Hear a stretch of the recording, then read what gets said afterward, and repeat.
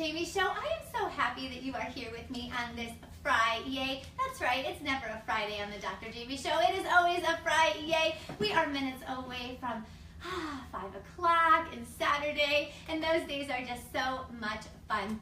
I'm so happy that you're here with me. We have an awesome show today. We have Krimitsos with Biz Women Rock, and we have Lauren Davenport with the Symphony Agency. And let me tell you, the name of the show was The Power Team Takes the Dr. Jaime Show. Right now, if you go to Facebook, you will see a photo of us, 3 women standing there, and right now, this second, we are literally breaking the internet. That's right. This picture is going to go viral.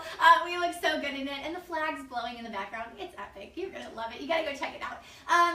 But today we are going to talk about all things success, business, our mess-ups, marriage. We're going to talk about it all.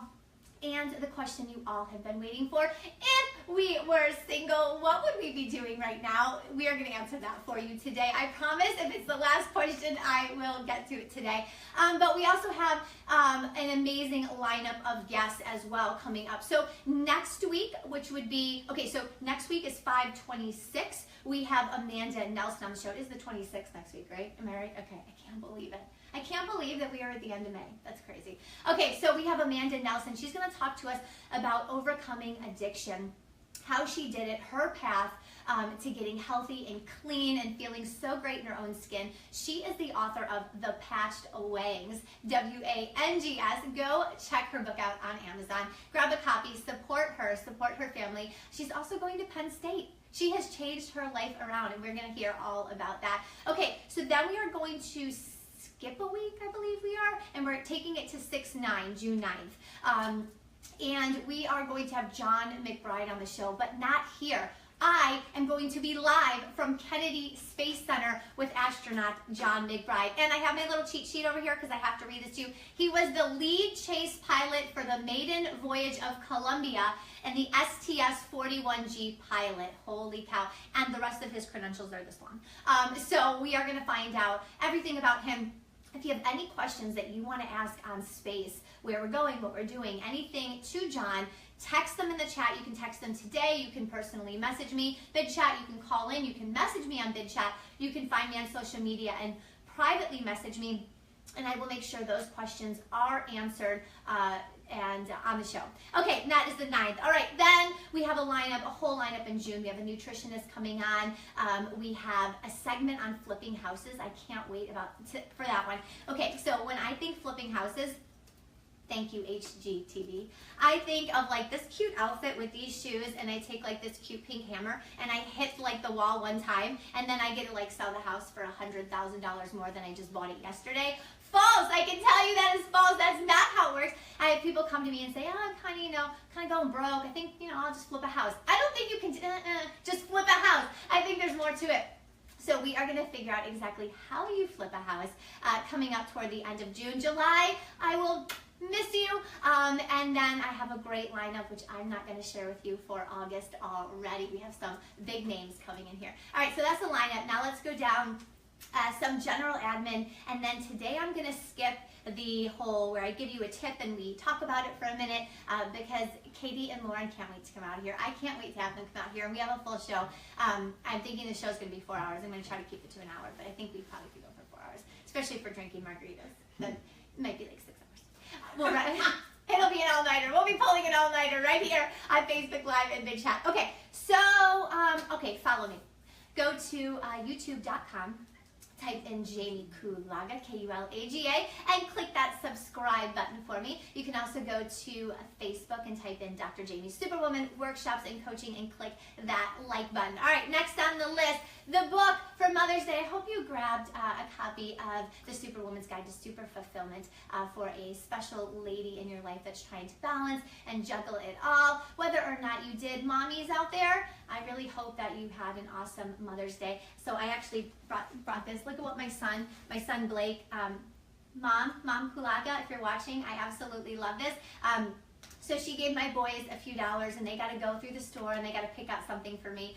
And little Blakey picked this out. Can you see this? I love it. So it's going to stay here on the show with us, right? Work-life balance, got to integrate it all. But that's one of the greatest things. So if you're thinking about Father's Day gifts, yes, we can get dads all these amazing gifts, but they have birthdays and they have Christmases, and moms have birthdays and Christmases.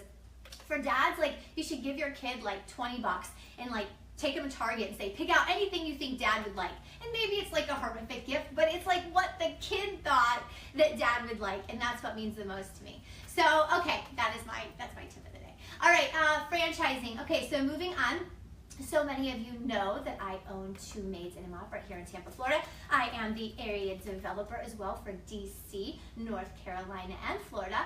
And we are offering a $5,000, not $5, not $50, not $500, not $1,000, $2, $3, $4, but $5,000 to anyone that can help us sell a territory in one of those qualifying territories. No catches to it. If you buy it, if you know a friend that's going to buy it, referral fee, $5,000. Okay, the book For Teens by Teens. So Dr. Jaime and Pier 99 Publishing are teaming up.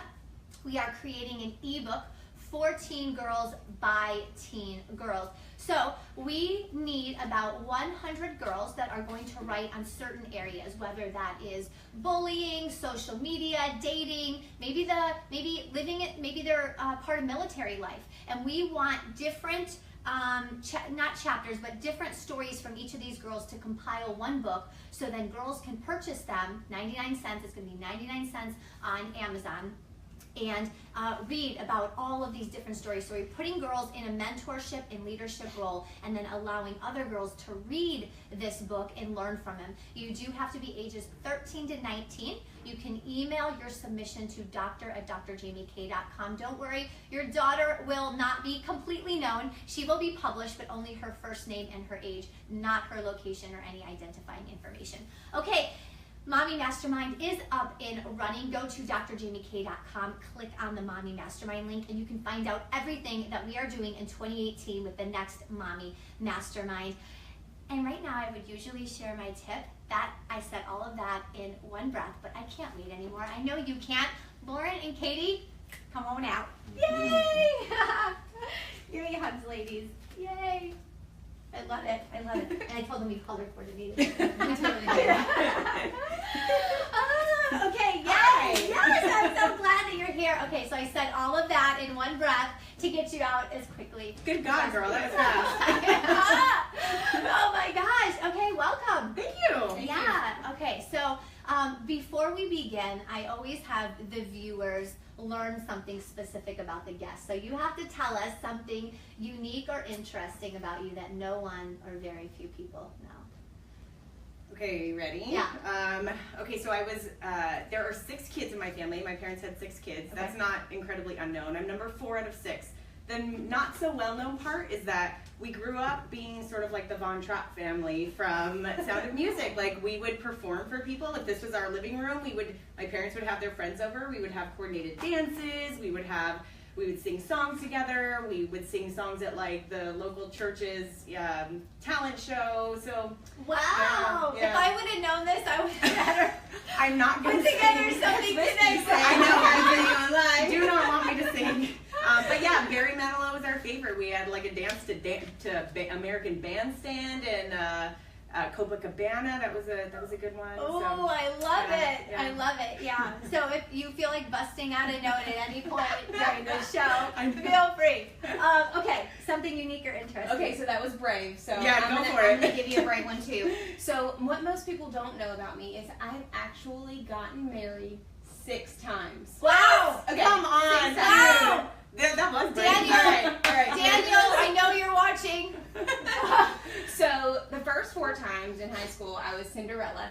Oh, right. I was waiting for the Vegas story. Yeah, I would have some juicy girl. No.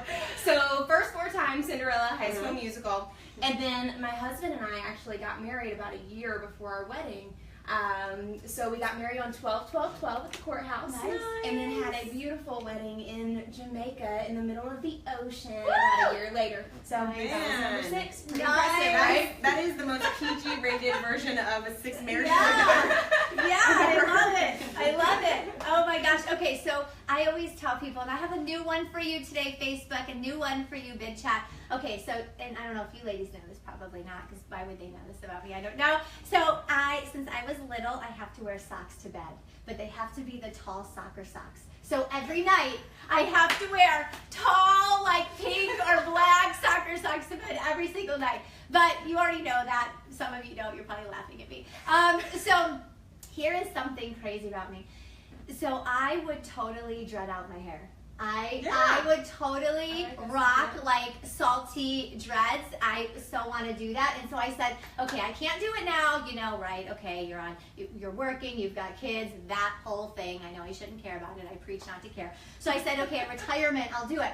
But I don't want to wait till retirement. So what I did is I went online to Etsy and I found these killer clip-in dreads. Oh my God. And they are on their way here right now. I was expecting you to pull out They're like purple and they have seashells in them and they look salty and I can't. So nice. I will, you know what, I promise you, I will wear them on the show when they come in. Yeah, I'll wear them. So, okay, all right, so you ready to jump in? Let's do this. Okay, sure. Usually we go ahead and turn to a quote that I have on the board, and we're going to turn to that quote, but a little bit later in this segment. I don't even know if they read that yet, so they're going to have to be on the spot. Okay, all right, so I guess just tell us something, a little bit about your businesses so before we get started so everyone knows where the information is coming from. Who are you? Gotcha, I'll go first. So if you took a snapshot of my life right now, it would look like the fact that I am a mother of an 18-month-old, definitely 19-month-old girl, so a year and a half. I've been married as of today, the day of the show is 6 times. Not 6 times. For 5 years. Today's our 5-year wedding anniversary. Yeah, I know, thank you. And I am a very growth-obsessed businesswoman. I have been in business since 2009 in some way, shape, or form. For the first majority of that time, it was as the operator for Tampa Bay business owners, our local entrepreneurs community. And then in 2014, I launched my own business called Biz Women Rock, where it's a global brand that provides resources for businesswomen all around the globe who are also growth obsessed like I am. And I have the privilege of offering coaching and strategy services for them. I do a lot of online education production for them. And I have a private community of elite ladies who really want a community of fellow businesswomen to grow in this journey. So I'm kind of the online businesswoman, mompreneur, and just really active. Yeah, I love it. Yeah. Yay! Okay, and real quick, because I want to, in case we lose anybody, where can we follow your podcast and stuff? Yeah, so bizwomenrock.com is probably the best place to go find me. It has information about the podcast. That's actually how my business started. Okay. And so it has the information about the podcast, about our private Facebook group, about everything that's going on in the community. Nice, excellent. All right, Lauren. Tell us, who are you? Absolutely. So my name is Lauren Davenport. Today I run one of the largest ad agencies in the Tampa Bay area, the Symphony agency. Got a team of about 20, and we do everything from branding to website development, software development, social media marketing, content marketing, all the good stuff that companies really need to get seen online. So most of the clients that we work with are people who have been in business between 5 and 55 years, and that have really got an incredible product or service that they sell. They've grown mostly word of mouth, but they're having a hard time figuring out how to make digital work for them. So that's what our team does. We help them do just that. It's really fun. Our team is insane talented. And we're really blessed, but my life wasn't always running a multi-million-dollar company. Yes. I am 28 years old, so it was only 9 years, 2009 is when you had to have, or that I started an internship. I was in college, in school for communications, and you had to have a college email address to be on Facebook not that long before that. And so I talked this little bar and restaurant into letting me run their social network marketing. So it was Facebook and MySpace. Oh, MySpace! Remembers what MySpace was. That totally doesn't exist. I'm pretty sure it still exists, but no one is actually there. Got you. Yeah, you're in the right place. You're in the right place. So when I was just right place, right time, I love people in general, and that's what social media is really all about, connecting and building relationships. And so people started hearing about what I was doing for this little bar and restaurant, and it exploded. So by the time I graduated, I kind of accidentally found myself as an entrepreneur. Problem with starting a business when you're in college is you will forever be the college kid, right? Yep. So I thought that miraculously when they handed me my diploma, people would want to pay me more. False. No. That'll be one of our myths we talk about later. That's not how No, it not happens. so much. So I decided I needed to go somewhere where people didn't know how young I was, and I could base it off of how smart I was in my skill set. So I looked somewhere around the country, or all around the country, for somewhere that had a population of at least 200,000 people, and a higher ratio of locally owned businesses to large corporations. St. Petersburg, Yep. hit the map. Top of the sunniest city in the country and the beach. And we were here. And you guys were here. You saw You that. guys were You here. saw that. All of these incredible female business women are here. And so I packed up my bags, and me and my dog moved down here not knowing a soul. Wow. So since then, we've built our agency with the help of incredible people like you guys, and this community is just amazing for helping entrepreneurs. So that's how we came to be Wow. to here. Yay! Okay, excellent. And you're married. This is your 6th husband. I am This is the married. one- This is the one she's keeping. Daniel, she's keeping you. She's a keeper. I am married. And of course, my dog Bella is still with Still us. here. Mhm. Yay! Oh, hi Bella. Shout out to Bella. Okay, all right. So we are gonna jump into all the good stuff right now. Okay, we're gonna start with marriage. All right. So marriage, motherhood, the whole shebang. My husband's back there going, oh. Mine was so nervous Yeah. about this. See? True story, yeah, Oh, absolutely. yeah. Now's the time to log off, baby, if you don't want to hear it. I'm telling it like yeah. it is. Like it is so true. It is a full-time job. Is it not a full-time job being a wife? Like, I think, you think like this white horse and this, oh, it's going to be great and we're married and yeah, it's great having your best friend. I love it. I wouldn't trade it. But it's not easy. It's compromise. A lot of compromise. What do you think? Yeah, I That's pretty much perfect. Segment over, moving on. No, I think that I was always as a young kid very much like the hopeless romantic. I read one too many romance novels in junior high. She was Cinderella. I know. I See, know. yeah. I get you. And so I have very, very high expectations of what love and like a soulmate relationship should be. And so at another time when this is another, maybe around drinks kind of a conversation. Wes, go ahead and make the margaritas now. We're I'll gonna talk about the decade of dating, but as it transitioned into like me being married and being in that soulmate relationship, it really was. All of a sudden it wasn't just like, oh, we're perfect for each other and now everything's good. Like it literally is a showing up every single day and making a conscious decision to work at your best to be the best person for that person. and I think that this is kind of a unique thing for women in particular, is that I am simultaneously always wanting to be super soft and loving and also needing to have my own boundaries and being my own sort of a power woman and what my needs are, and constantly doing that dance of how that looks for my relationship. So yeah, it is one thing I will say that I think distinguishes really great couples from those that may not necessarily feel that way or be that way, is that I feel like no matter what our ups and downs are, and Chris and I worked, we don't anymore, but we worked for years in the same company. We both own the same company, so I mean that's a whole nother level of intimacy. Yeah. And so I have found that what has distinguished us and kept our relationship so strong is that we just continue to show up. Like we continue to make the decision to show up even when it's hard, even when those conversations are ugly, even when we don't want to talk to each other for a week, even when we don't want to look at each other, and even when we have to say some really challenging things that aren't pretty, or especially when really ugly parts of us show. Yeah.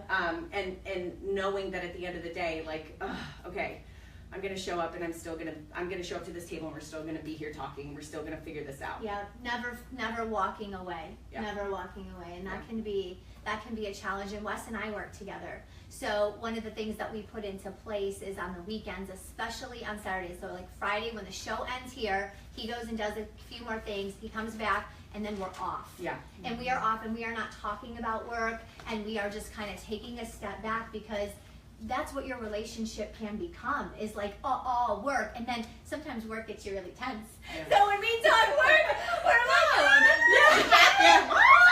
yeah. But all of a sudden, and then in work you have different roles, like, and it's like, in our business before, Chris had the power role. He was the founder, he was the visionary, and my role was as COO, as more of the operator behind the scenes. And although we were both leaders in the company, he had the power role. And so if we shifted into business talk, there was a certain element of like, I need to show up as that COO. Yes. And we have had many conversations where it's like, okay, this is Katie, your wife, talking to you right now. Yeah. Or, Yeah, we do or that too. this We is did Katie. that too. We do that too. I think we did that about 6 hours ago. I was laughing. exactly. And during that whole time, and I don't know if this is true for both of you guys, but we had a who started out being our business strategist and literally was like our marriage counselor. He married us. I mean, there is a very real, like, we needed an outside third party to help us navigate a lot of that stuff. Yeah. So that's the reality. I That's the real shot. I love it. Oh my God. And what about you? It's so real. Yeah. So my husband and Daniel, we do work together. Mm-hmm. So he is the chief strategy officer at our company. So he's like, literally, when I say he is a genius, he is a genius. He was one of the top radiologists in the country, and then transferred into marketing and analytics from like that same physics type background. Yep. So he's ridiculously smart. He's way smarter than I am. This is the only time I'm ever going to admit it. Yeah. That was on camera. Can we get Wes? It is recorded. Are you sure you want Yeah, that? It's No so recording. real. But so we do have that dynamic, but at the end of the day, when we're at the office, when we're at work, I'm his boss, even if he's smarter than I am. Yep. And so we have a lot of those conversations, like you said, and we try to avoid them at the house. I think it's, well, for us, we kind of really is kind of impossible. We're so passionate about it. Yeah. But we do try to make, times where we say, okay, We're done for a minute. we're turning it off. The laptops are going back in the bags. Take off the watch. We're leaving the phones. We're going to the beach, or we're going to go do something. We're going to go to a bar, whatever it is, so that we can have one-on-one time. Because I think that's the real important thing. We were watching a movie the other day, and it had a quote in it, and it said, at some point in life, there comes a time where you have to learn that you are you're working to live, not living to work. Yeah. And so that really resonates with me as a growth-focused female entrepreneur, and I'm a hardcore driver. Mm-hmm. So we think about that a lot, and we talk about that and say, okay, we're taking some time to live. Mm-hmm. We're not living to work. I love it. And for those of you that watched the Dr. Jaime episode maybe 3 shows ago, I talked about the Mexican fisherman. I don't know if you ladies have ever read that story, but if you haven't, when the show's over, go to Google, type in the Mexican fisherman. You need to read that story. It's right up the alley of what Lauren was saying. Okay, so marriage is not perfect.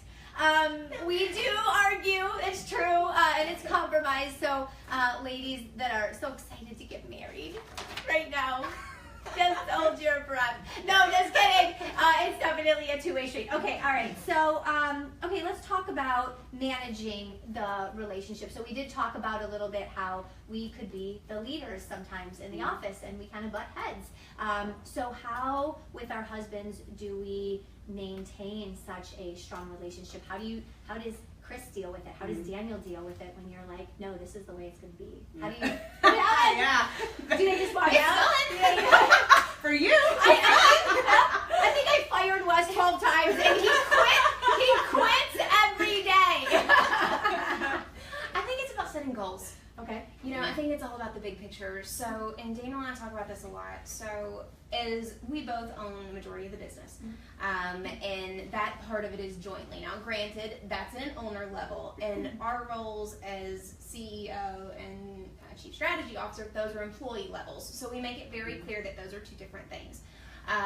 But from a standpoint of how we try to set goals at the owner level together, so that then we know that we're both on the same page from that standpoint, so that we can then, in the day-to-day employee roles, we know that we both got each other's back. So if I'm going to make him do something, it's for a reason. It's about our bigger goals. So that's how we handle that. I love that. We do that too. We set goals, and I actually, even the managers in the office, I pull them in, and every quarter we reset goals to make sure I want us all to be on the same page. The minute leadership in any capacity is not all on the same page, things just start falling apart. No one has the same vision. No one's on the right path. Everyone's going in different directions. So My tip to you would be, in any capacity, working with your spouse or not, making sure all of leadership has the same goal and vision in mind, or you'll start crumbling. Yeah, You will. and that's true even, I think, in your personal relationship together. You know, we're at a place now where I run my company, Chris runs his. We have overlap of passions. He doesn't really have a say in my business. I don't have a say in his businesses and his endeavors, but we support each other because we are super passionate. Like we bleed business. Like it's such a really core part of who we are every day. But we are constantly having the conversation of our larger life vision and what's important to us and why are we doing what we're doing right now and what's the big vision not only for our individual companies but like for this larger thing that we're doing called life and for our family and what we want to be doing and what makes us happy. And practically speaking, there's this thing called, like, I'm very clear, we read the 5 love languages You have to read it. One of our first dates. Yeah. We listened to that audiobook as we were driving on a date, and I know what his love languages are, what his love language is, he knows what mine is, and so it's really important for us to speak those to each other, so that how do we actually manage and get on the same page is that I'm very clear in understanding, like, if we're off, I know what I need to do to communicate with him better and vice versa. So, and again, it's like it's that constant just watching out for each other as best as we can while keeping in mind that big vision. Yes, I love that. So keeping in mind not just the vision of the business, but your life vision too. If you haven't, go to Amazon and look up Gary Chapman's The 5 Love Languages. That is a very powerful book. Every couple that comes to me for some type of couples counseling, that's the first recommendation. So they come to the first session and that's on their goal list of to-dos. That's a must read if you haven't read it. Of course, after the Superwoman's Guide. The Super Fulfillment. After that one, that you can read Gary Chapman's. Okay, and so you brought up you have a little one, 19 months old. Yeah. Did motherhood change? Everything. Everything. Physically, mentally, business. Yeah. Okay. What? How? I don't think that no one can explain to someone who is not yet a mom what it's like on the other side, and no matter how much, and the thing is once you become pregnant, everyone wants to give you the advice, and I wanted the advice, but there was a point where I had like shut out the advice I didn't want to hear, but it is transformative because there is a very real physical thing that happens when you deliver another being into this world. I can't explain it, everyone who's a mom gets it, and then on the other side of that, honestly, it took me probably 9 months to wrap my head around and feel some sort of normalcy with lining up all of these things that I really wanted my life to be. I really was passionate about business, and I didn't want to fall into the common belief like I have to slow my business down because I'm now a mother. I refuse to believe that. And I also am passionate about being a mom and raising this beautiful daughter, and I didn't want to believe and I didn't want to fall into the common belief that like, oh, well, in order to be this mom, this is how it has to look. And then there's this thing called your entire relationship changes. Oh, that's right. There's this other little thing because now there's this new dynamic, much like when you work with your partner, there's this different dynamic that happens in your business. But now when you're parents, there's this new dynamic called now you're parents together. And now there's this team dynamic that has to happen. And I gotta be honest with you, that's probably been one of the most challenging of all of those parts, because that's the one thing I don't have 100% control over. The business and how I show up to my business, how I show up to that managing, being the mom, is pretty much 100% up to me and the resources that I can have. But now I have to show up as a co-parent partner with my husband. And so it just has been a constant conversation about what does parenting really look like to us, and how are we going to show up, and what's our agreements, and what sort of structure do we need to have versus how much structure should we not have. But ultimately what it changed for me was getting super flippin' serious about like what my priorities are, how I'm managing my time. I've always been pretty good about managing my time, but this was like shot to the arm. I've got to manage my time really well and efficiently, because if I don't, none of the things that I have that I'm so passionate about can thrive. Yes. And I refuse to let that happen. Yeah, well, and at the same time too, last minute things come up. You can't really be a procrastinator. So, like suddenly the kid gets sick. Yeah. Or which Katie knows firsthand literally from 12 minutes ago. Yeah, so, kid today. Yeah, but it's like these last minute things, and you still have to be able to juggle and wise enough, I don't know what the word would be, to be flexible, to change and adapting all the time. And one thing that I didn't want to do that was really important to me was when I had the boys, was not forget Wes. Yeah. You know, because you're so involved with the boys, and you have to be, not just because it's like your motherly nature, but they're sick and then they need you, or they're happy and then they're crawling on you, and you want, and then I can't forget Wes. And, you know, there's research that shows out there that you should put your spouse before your kids. So many people disagree with it. So many people agree with it. It's not about that. But sometimes when I feel myself only giving to the boys, I remember that. And I'm like, Jamie, this is the guy that's going to be here when the kids leave. The kids are going to have girlfriends. No, they're not. They are not having girlfriends. No, they are not. That did not just come out of my mouth. But maybe someday when they're like 80, they'll want to start dating. And they'll get married. But I have to remember he's going to be there, and I can't forget them, and so that's something I have to do. And not only that, but for me, it is very important. I was very, very blessed with amazing parents. Like, they are such an awesome couple. Our high school sweethearts. It's like, yeah, they're that cute. And they are amazing parents. And so I was raised with this really great model of like what a true relationship should be. So I'm super conscious of what my daughter is seeing and what our future kids are seeing in us modeling it. So for me, it's not even.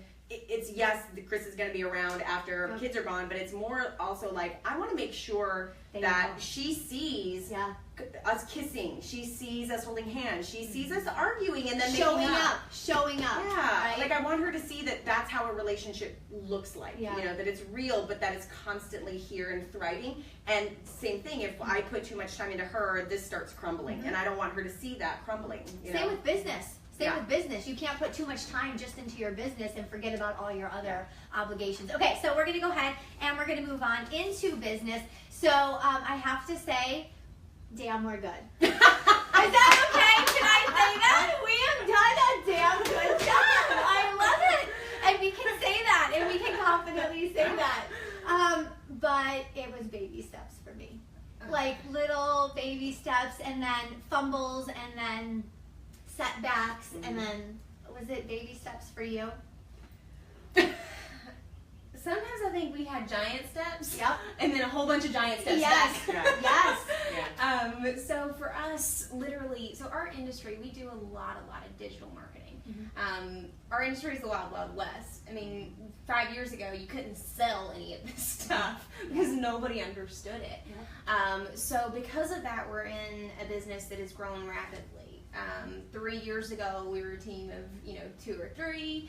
Today we're a team of 20 and getting ready to go through another growth spurt. So it was very, very fast for us. But if I had a real resume, my last real job would be bartender. So now I'm the CEO. And holy crap, there is a lot of learning in between those two things. And just simply because of the marketplace, our company grew very, very quickly because we had a good product. We hired smart people who knew what they were doing. And so I had to go from never having any management experience to managing a team of 20 plus people. Totally leading. And figuring out what that looks like from a standpoint. And not only add that in, but I'm a millennial. So I have all sorts of things. Because one of the biggest things for me, and one of the reasons that I decided to pursue what we do now, is in senior seminar, I had a class where I was supposed to write a resume, right? And I felt like if I wrote that resume, that I was going to be signing my life away to a cubicle and a boss that was a moron and a job where I didn't get to do anything that I was passionate about. And so instead I wrote social media packages and started selling them to all these people who were asking me about what you're doing. And so now I feel a very heavy burden for our team, because when they wrote their resumes and when they submitted those to us, they came to join our crew. But to figure all of that out, how do you balance that? How do you create a company that is profitable and that runs smoothly and has processes and still has all of these things where you're not stuck in a cubicle and your manager isn't a moron? And the reality is sometimes your manager is going to be a moron. Yes, that's true. Sometimes that's me. It's real. We make mistakes. It's real. It's Yeah. so real. And so for me and for business, it's been such a huge learning lesson. And of course, always still continuing learning. I screw things up so often that it's insane. Yeah. But, you know, I feel like for me and for our leadership team, I know you ladies are like this too, that it's all about, as long as the motivation behind it is sincere and that you're trying to reach those big goals, you know, your teams are going to understand that, and those that believe in you will stay and help you learn and get through that. Yep, it is. It's about being sincere, for sure. You've got to be genuine in your mission and what you're doing and totally passionate about it. You can only fake it for so long before the world catches on. Yeah. Yeah. And I think for me, when I jumped into the business that Chris had just started, he had just started Tampa Bay Business Owners, and it was probably about 9 months into it, we became a couple, and I was like, I'm going to be the helpful girlfriend. Sure. Sure, I can come in and You go over there. You go over there. I got this. let's just say he's very good at delegating, and I was very good at executing. And so I was working my corporate job then, and so I mean, I have a master's degree, but it's not in business. And this is why I'm so like, if you think you need an MBA in order to start a business, get that out of your head and just start it. You need experience. Because 9 out of 10 women that I deal with went through the school of hard knocks and growing their businesses, and it's like, I didn't take a class on how to run a team of 20, but I'm going to figure it out. That wasn't in there. So you just need to have that fortitude, and for me, what that looked like from 2009 until I stepped out of the day-to-day company just last year in 2016. And so what that looked like was, I'm going to figure it out, and having that fortitude, and figuring it out was sometimes a lot of long days, very little sleep. And I'm not an advocate for missing out on sleep. However, I do kind of believe that there are seasons in life that dictate that, if that's what you really want. And it was a lot of screw ups. It was a lot of, I really am a believer that owning a business is the best personal development course you can ever take, because I am forced, I'll speak in the first person, if you identify with this, go for it. But I have been forced to become a better woman, and to become a better person, to become a better leader, to become a better organizer, to become a better manager, to become a better communicator, in order for my businesses to profit, and in order for them to survive, and in order for them to grow. And so, I mean, literally just every single day I'm learning something new. You know, and Biz Women Rock, it's been in existence for 3 years, but it's only been about a year, not even a year, that I have been able to put 100% of my time into it. Before then, it was 10% of my time, while 90% of it was in TBBO. So for a year, and so I almost feel like a brand new business owner, where I'm just like, okay, what am I doing? And it's constant evolving, it's constant tweaking. I call it experimenting because that sounds really nice, but I feel like I'm constantly experimenting with bringing on new team members, trying this offer. How am I going to make this offer? How am I building my community? How am I making sure that my ladies feel really special? And it's this stuff that I feel like we never fully get, but we are constant, I step up to the plate. Usually I learn the lesson because I got hit by the ball, and then I'll learn, don't stand there next time, but that doesn't mean that I hit a home run, you know what I mean? So I just feel like I'm learning, and every single day I show up and I feel a little stronger, and then something knocks me on my butt, and then it's like, okay. So the cool part is, and I would highly recommend this for anyone in any sort of forward driving endeavor, take a stand on where you are right now and look at where you were a year ago, or where you were 10 years ago. And just take a second to appreciate yourself, because I think for high drivers like us, we rarely stop and wow, I'm awesome. So that's why I'm like, yeah, we are awesome, because we have accomplished, and once you start seeing the accumulation of all those lessons, of all of those things, you can stand and say dude, I freaking run a 20-person team. I am awesome. Yes. And it is so important to stop and make sure that you honor that. Yeah, absolutely, because it is baby steps, so you get tricked into comparing to last week, and it doesn't look like you made a lot of movement. But then when you look back, and you came from not writing the resume all the way till you are here, you're like, wow, look at everything I've done. I've had people on Facebook comment, Jaime, I've followed you all along. Oh my God, I'm so proud of you. And I'm like, really? And I'm thinking, oh wow, they knew me when it was that, and now it's this. And I'm like, I have to stop and remind myself. And I also am big on, and we'll probably get to this later, but reading books. So sometimes I don't have a mentor to turn to, or sometimes I'm like, Jaime, you need to answer this for the team right now. We need to discuss, we need to have a culture meeting. Oh, I got the Zappos book. I opened it up and I'm like, Zappos knows everything about culture. Why not get mentored in, a few hours by this guy? Open the book, I read it, and I feed that back. It grows me, it grows my team. But I think reading is important, or at least somehow opening your mind to learning new things. Oh, absolutely. I'm a bookaholic. Yeah. I try to read a minimum of 4 books a month. Nice. God. And, well, I'm pushing for 4 this year. 4 this year. So I cheat some. Okay, granted, I cheat some. So I'm an Audible addict. So you can mine, I don't really read books anymore. So I do. I love a good hardback. So when you guys, well, we'll talk about that in a little bit. But bring the margaritas. Yeah, lots to say. Audible is one of the best tricks that I've found. So there's so much time in your day. Like, my hair did not wake up looking like this. Yeah. It took me Mine actually I know, it's amazing. This where are my dreads? See, if I had dreads, I could just wake up. Okay. I know. That's true. Okay. That's a good point. Yeah. So, but I have, maybe 30 minutes on the hair, 15 minutes on the makeup. That's 45 minutes in the morning where my brain is literally doing nothing. Yeah. So I turn on my Audible book and I'm listening to something that's actually productive instead of like just turning on music or nothing. Or doing nothing. So that's one, and when I'm driving, so that way I can consume a lot more content. I'm like wicked behind compared to my peers because of my age. I've got no experience and I'm trying to learn all this stuff real fast. So that's one of the big things that I've been able to do that's really helped me grow like the knowledge base that I need. I love that. To run the show. I love that. There is so much time, especially for people that are like, they travel a lot to different areas.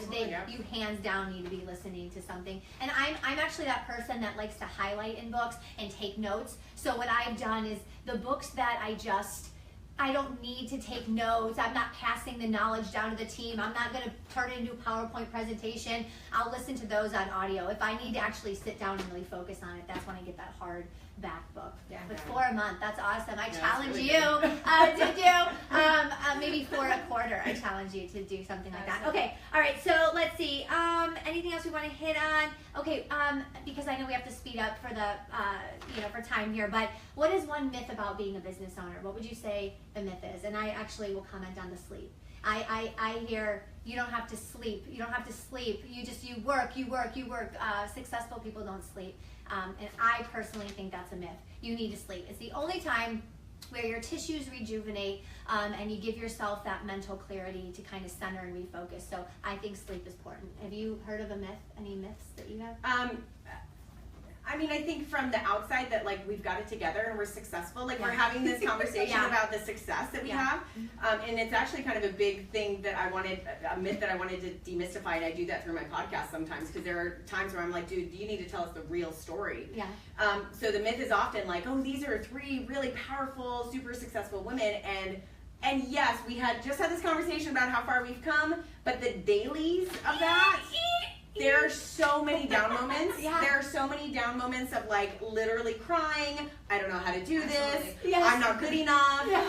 I don't know what to do. I'm a moron. Yep. She's doing it better than I'm doing it. Right. There's so many moments of that.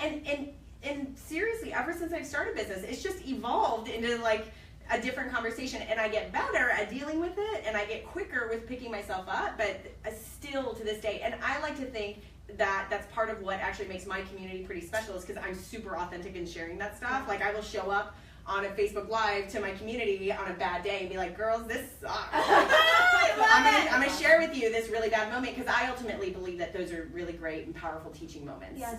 When we can connect and say, yes, I totally fell apart today, and that's okay. And what makes us different is I'm going to get up and I'm going to do it again. I love it, and that's so true. We have total mess ups. We make Facebook look really great. Again, if you look at that photo, you'll be like, wow, they make it. But the truth is, you don't want to compare yourself to people on Facebook because you're seeing the highlight reel. You're seeing our highlights right now, our highlights from this morning. But we go home and we cry and we have breakdowns, and I have fired my own self, and I have quit so many times. I'm like, why am I even doing this? What is the point? So have you ever fired yourself? Please tell me you fired yourself. There are definitely days where I go home and after like a team meeting or something that went down and just absolutely think I ridiculously suck at this. I don't know how I ended up here. These people are saints for dealing with me. And oh my God, I hope they don't hate me when I come into the office tomorrow morning. It's hard. I mean, it's you can only hope that you're doing the very, very best you can. Like you mentioned, you know, I had a friend the other day who mentioned something on one of my social media channels, and they were like, what do you do? Like, what is your life? And I'm like, oh, not big. I just run around, do really cool stuff on the regular. Every once in a while I work. Oh, that's so ridiculous. And I don't know if you guys have seen the Founder movie yet about McDonald's. Really interesting. But one of the things that I loved that he said in that movie is he said, I'm an overnight success 15 years later. And with entrepreneurship and media, you know, it all looks like all of a sudden we just woke up one day with, you know, all of this cool stuff that we're doing and all these opportunities and these people who want to follow.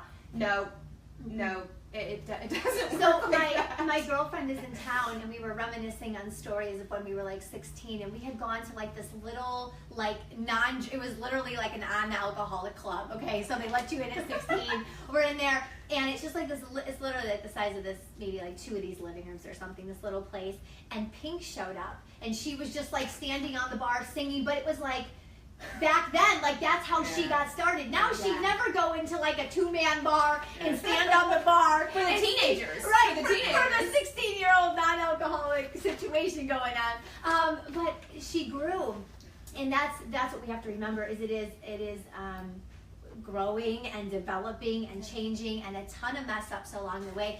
Either of you willing to share before we move on one mess up maybe you've had that you could chat about and how you like recovered from it? How much time do you have? Yeah, I know, right? Well, we're rolling into Friday night. That's what I think we should do.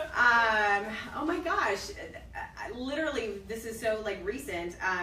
So last 2 months ago I launched a paid community membership that's called the Biz Women Rock Elite, and this for me is like the future of my business. It's the future where like all the biggest, most passionate, action-taking women gather and they invest in that. And then I curate really great content for them, really great education. We have special stuff going on in there. So it's this amazing online community that's global. So I launched this. I was so excited. Mess up number one, it took me 3 years to launch it because I was terrified. Like, what do I have to offer that's so different? Like, all these online communities for women exist, right? But finally, I offered it. So number one, so I got like this initial group of like, I have 40 women in there right now. So I have like the founding members, and I shut it down thinking, okay, let me just kind of like work out some kinks. They knew they were the founding members, almost like a beta group. And then I'm going to build up a lot of, you know, traction and talk and excitement. So when I open it up, a gazillion people are going to come in. And a gazillion. It's way more than a gazillion. Yep. And so literally it was supposed to that was back in early March that I had opened it up and then shut it back down, and it's been since then, and it is supposed to have been opened up, and I literally just did it yesterday to like a small group of people who had sort of put themselves on the list of wanting to be notified, and I literally thought, well, of course they're all going to want to do it, and no one, and I was like, what did I do? So my constant thing is like, what did I do? What does my sales page look like? What am I doing there? And then like today I'm going to officially be announcing it, it's not yet, that it's officially open to like the general community, right? Mm-hmm.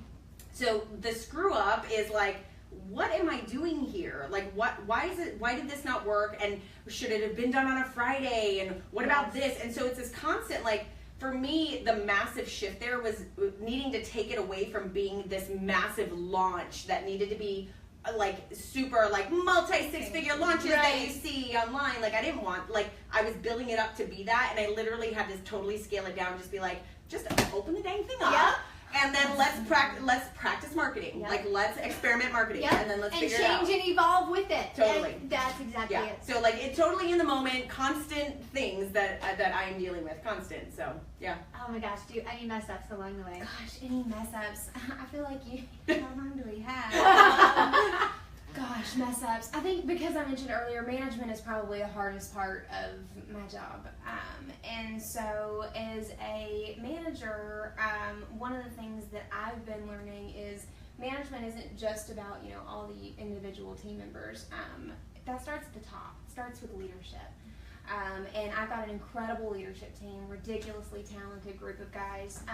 And one of the things that I realized about, God, maybe only 3 or 4 months ago, was that as a leadership team, we had spent so much time being busy trying to manage our team at the bottom that we weren't spending the time that we needed to spend as a team working together. And guess whose fault that is? That's mine. Yes. And so that was a huge opportunity. What did you call them? Yeah. Experiments. Experiments. Let's try that. A huge opportunity that I was just clueless to, but that trickles down through your entire team.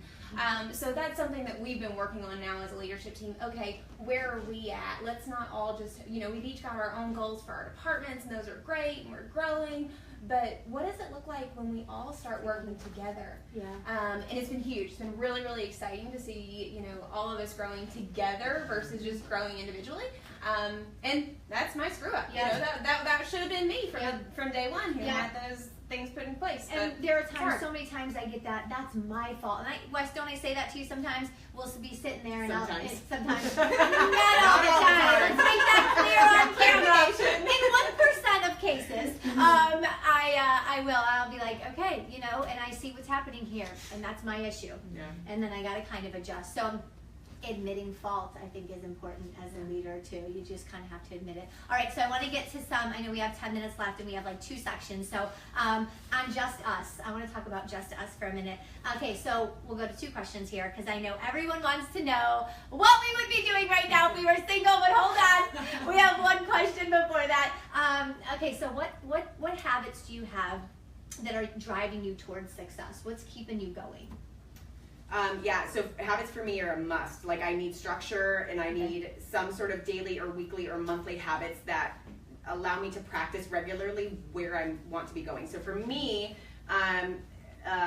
typically, this doesn't happen all the time. For me, typically I'm waking up at 5 or 6 in the morning because I need a couple of hours to myself to really work on my mind and get in the right mindset for the day and really manifest the things that I want to manifest. And there's practical things that I do for that. I journal. I'm constantly in affirmations. I'm constantly dreaming about the vision, writing down the vision of what I'm doing, or calling in people I want to work with, or calling in whatever it is I want. So I'm very actively, I call it the Mindset Olympics. Yes. Yeah. I'm training for that, and so I need that time every single morning before the household gets up, and then so the daily journaling I have to exercise on a regular basis. I don't always do it, but 80 to 90% of my time on a regular basis, not 80 to 90% of my time is exercise. You go, girl! She's going to do some squats right now. It's almost time. But if I do it 80 to 90%, of days I'm good. And I have to do that. That's like the sleep thing for me. It's like I have to have that to replenish myself and give myself that. If I don't feel good physically, I don't show up well anywhere in my life. I don't either. Yeah. And then this is sort of overall, but we talked about making time for our husbands. About 6 months ago, Chris and I have a babysitter that comes over every single Saturday for date night, and just that forced time to be with one another and to have quality time. And sometimes they've ended up in fights, and sometimes they're awesome and amazing, and sometimes they're super boring. But whatever it is, it's us together, and that is vital. So all of those things are key. And then I'm a very big believer in I call it proactively creating my schedule, and that's habitual for me. I put down in my schedule what I want to have happen. So these date nights, it's not that I have something planned every single Saturday, but it's in my calendar, so I know we're doing it. Yep. Same thing for a lot of business stuff. Hey, this is a space that is dedicated for dream clients, and I'm putting it there. So I'm calling that out. So lots of habits that I have to just make sure that from my mind, everything starts in my mind. So from my mind, get it out, that my life is what I want it to be. I love that. Lauren, what about you? Do you have any habits? I would say a lot of mine are actually really similar to Katie's. I'm addicted to tea. So every morning I get up somewhere between 4:30 and 5:30 and come downstairs, make my cup of tea, get started on whatever book it is that I'm reading. And that time is really special to me. So I wait till the sun comes up and then I go run. So I like to run somewhere between 3 to 5 miles in the morning and do that for 6 days. Awesome. But it's my time. It's brain time to me. And so I'll do that, and then once I do, I'll come back and take a really, really cold shower because it's really hard to cool down from a workout like that. In Florida, especially. Yeah, it's a thing. So, but I've got to get to the office. Yeah. So I come in, take a really cold shower, head to the office, and just start like that. And I'm really strict with my schedule. Some of the things that I do in like my real life is one of the things that my husband and I have decided that we really enjoy doing is on the weekends, or well, once a month, I'll jump on Groupon. Not because it's cheap, but because it has the most random stuff ever that you can do. And so it's just so great to find things that are outside of your normal everyday. I love that. So like we'll go to a pottery class or a painting class, or we've got it booked to go learn how to make wine. Like just goofy, random, off-the-wall stuff. That's a great tip. Where we don't take our cell phone. Well, we may take one cell phone because we take a photo. I mean, you gotta do that for social media. We do take one phone, but we take the photo, and then we turn it off. And just away from the screens. That's the biggest thing to me. Downtime does not happen to me when there is a TV screen, or when your phone is continuing to buzz, because heaven knows they buzz way too much. All the time. So we'll get rid of all the screens, all the buzzing, and go do something random and fun. It's just us. Well, I listen to these ladies talk, and I say I share with them the exercise, the structure, and the calendar, but again, my morning starts out that way, where I'm putting in perspective what I need to do for the day. I love exercising in the morning. I have, I open up an affirmation or a page in the Bible and I read it. And what I'm noticing is that we set the tone early in the day. And that dictates. If you're waking up and you're eating like crap, and you're screaming, your kid's screaming at you, and vice versa, and that makes a big impact in the way that what you're taking into the office and how your day's stepping up. So I think mornings are pretty important. And I know that we're running out of time. Okay, if we were single,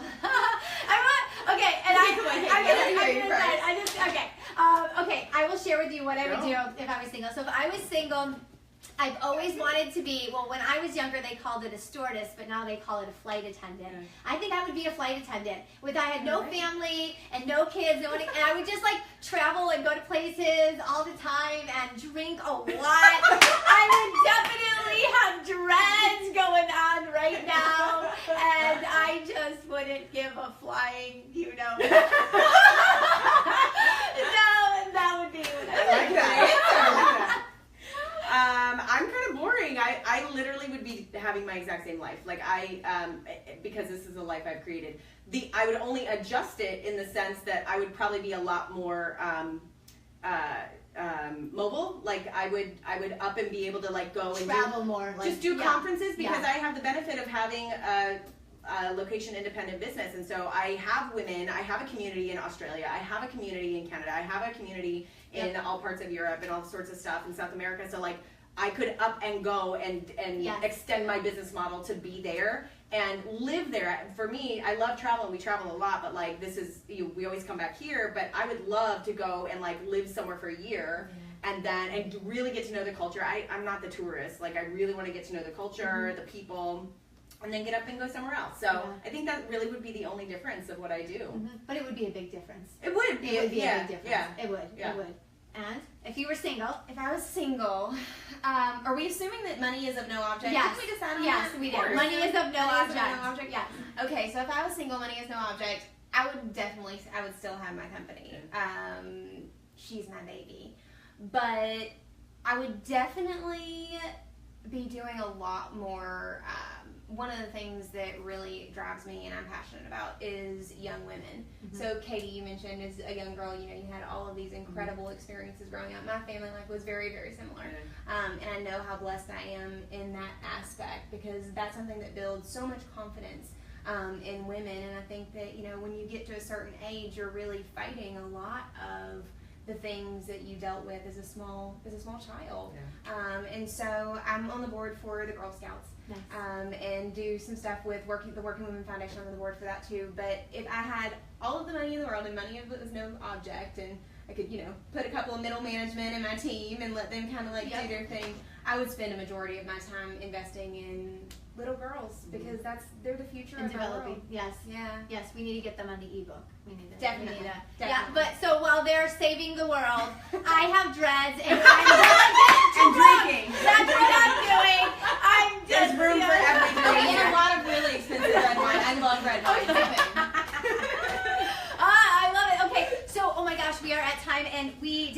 to the mentor section. So I guess what I'm going to ask you then is sharing one tip with the viewers. If you could share something with them before we go, what would you share with them? What would be like one last tip?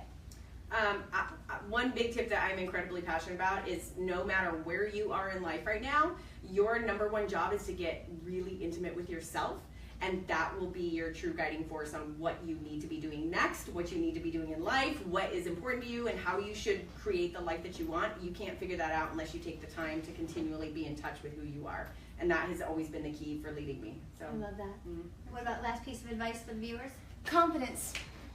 Take time to get to know yourself and get to know that you're incredible.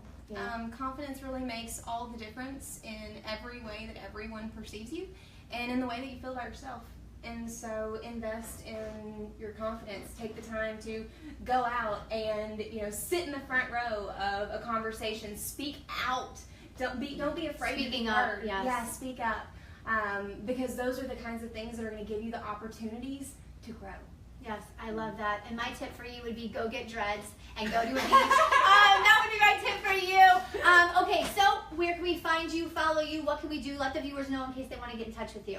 yeah, you can find me at bizwomenrock.com, and I am also on Facebook mostly. I'm in a couple of other places, social media platforms, but find me on Facebook. That is probably the best place that I like to hang out. So. Okay. So if you want to find out about our company, you can go to symphonyagency.com. Or if you want to follow me on Twitter, LF Davenport, and I'm also on LinkedIn, and I do the Facebook thing. we all do. Oh, that's right. Okay, thank you so much for joining us on this Happy Friday. Next week, we have Amanda Nelson on the show. She is the author of Patched Wings, and she's going to talk to us a little bit about overcoming addiction, how she got on track, became an author, went to Penn State. Enjoy your Friday, dread out your hair, drink red wine, and just have fun. Bye. Bye.